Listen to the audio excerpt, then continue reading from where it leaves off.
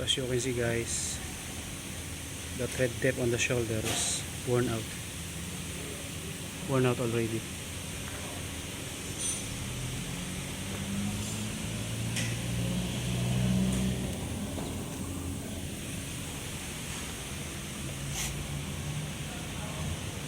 We'll check at that one also.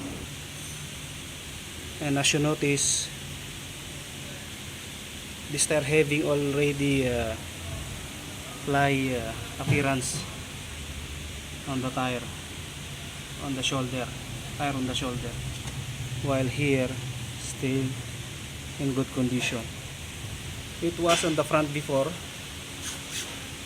so maybe the customer, the owner of the car is previously neglected to do the wheel alignment and proper maintenance of rotation, hence the mileage already 50,000 kilometer.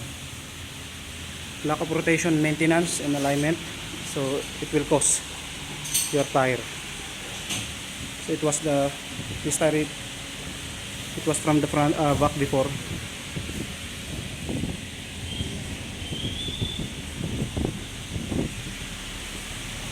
Then we did the alignment. The alignment result is now is okay.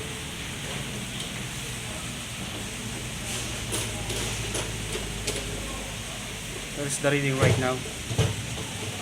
Then we will check the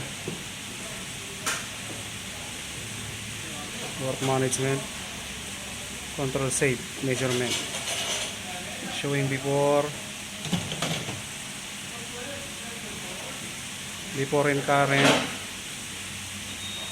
Let's see at the back. All of them are okay, impressive. Only the rotation. So that's all guys. Thank you. Bye bye.